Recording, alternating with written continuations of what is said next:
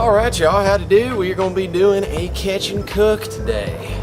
I'm most excited about these catfish that we got on the jug lines. And if you guys have never seen the different species of catfish, I'll show them to you right now. We have blue catfish and then we have channel catfish. There's also flathead catfish, but we didn't catch any of those. They're big and ugly and they look a lot different than these. The channel cats and blue cats look very similar, but blue cats get bigger and they have more meat up in their head. And they're just a lighter gray color, and they usually eat a lot more shad and stuff like that, where channel cats usually feed more on the bottom, but we got a mix of both here. Well, I'm going to show you how to clean a catfish first before we get into the cooking portion, and first thing I'm going to do is put a nail into this board right here.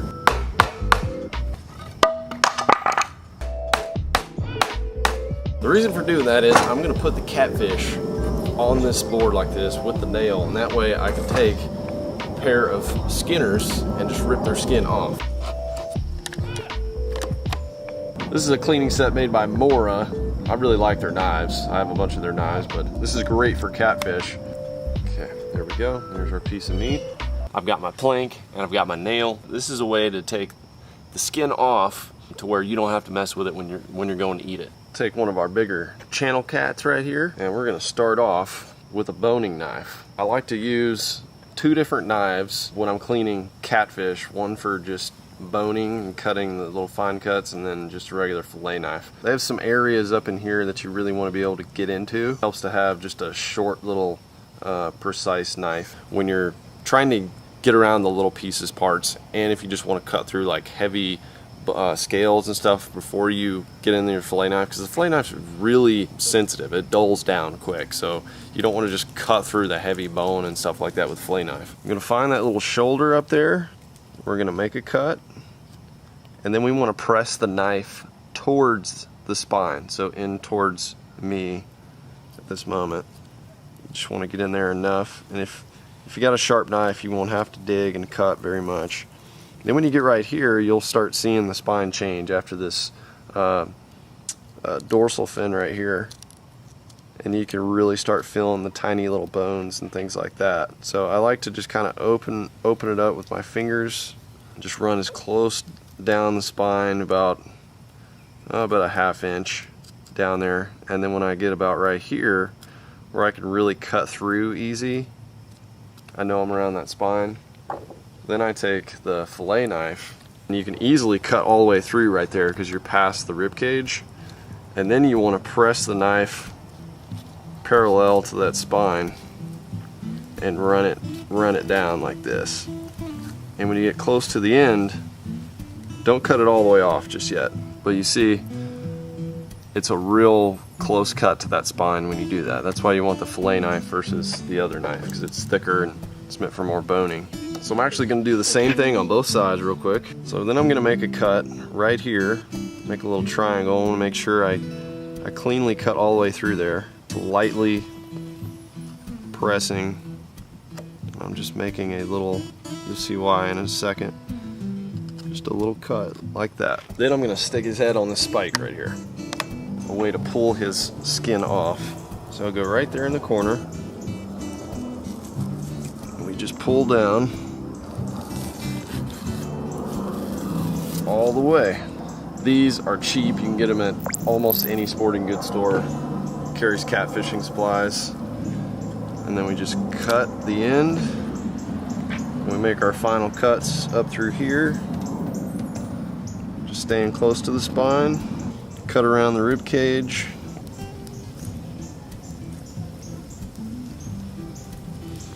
Get up into that shoulder.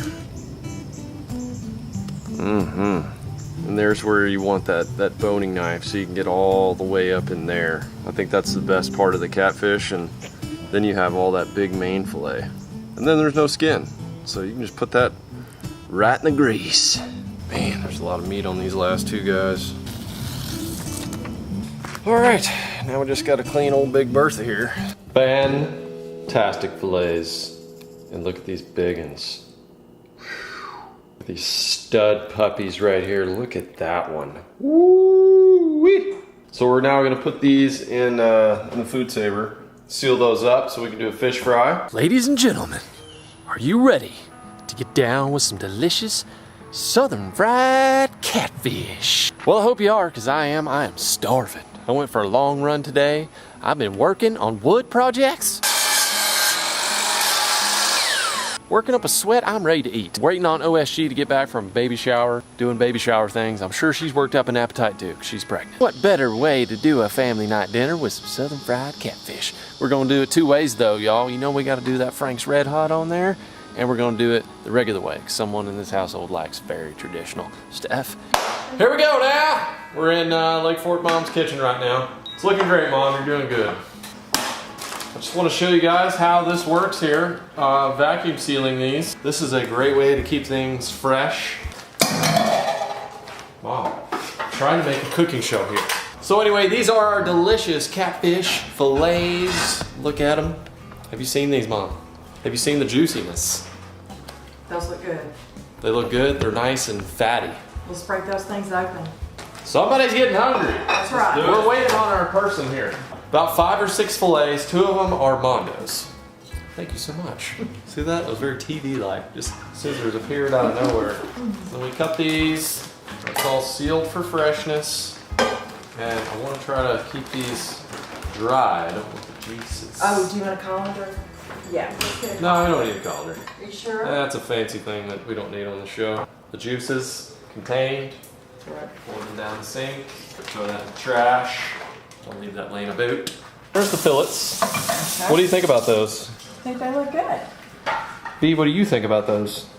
Yeah, I like to cut mine, make them into chunks, and then fry them, because catfish, they're normally tougher to fry. Because, you know, they're just thicker, they're fattier, they're hardier.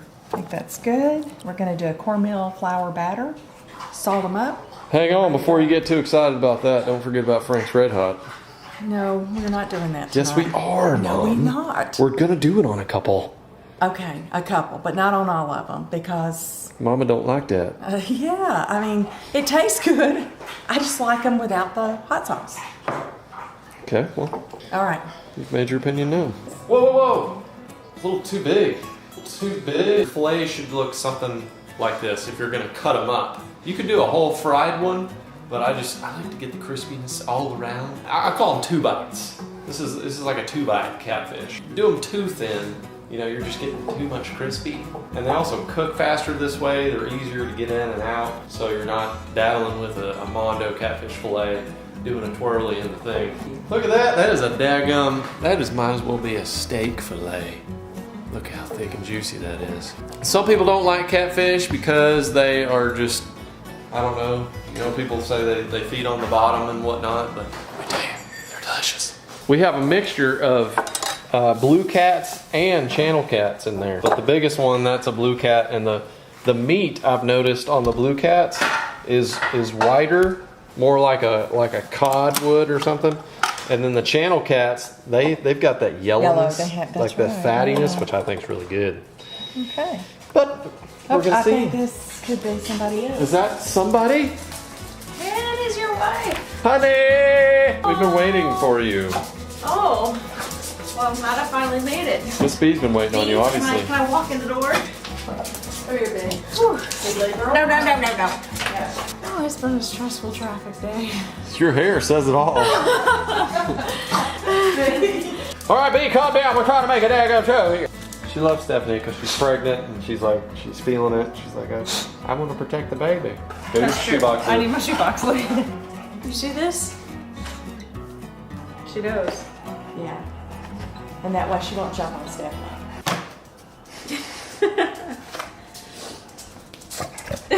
So she'll just go over to you. She's like, I'm gonna come over here.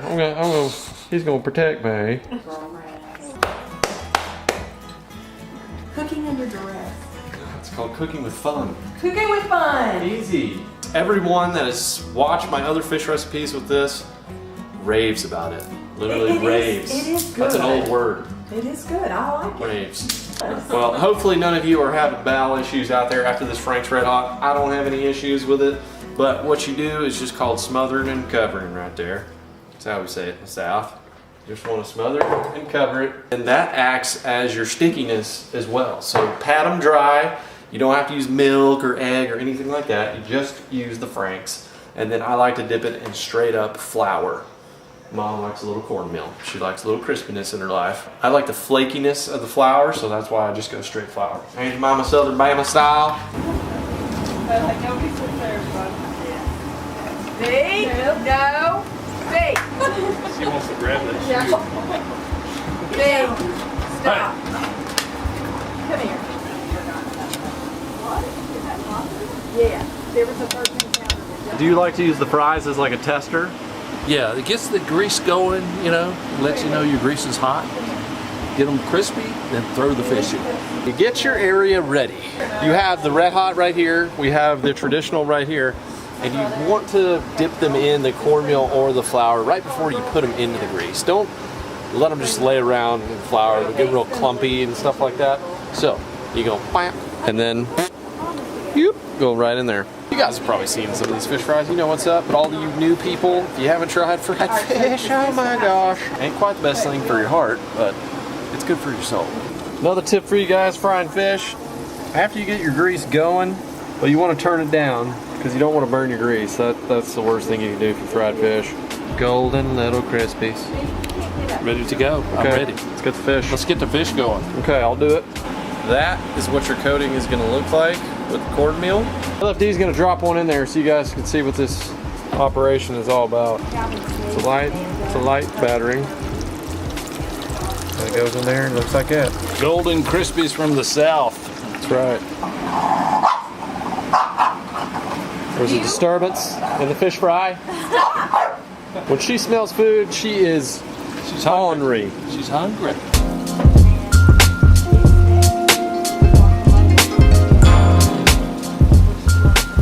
Right in there, boom.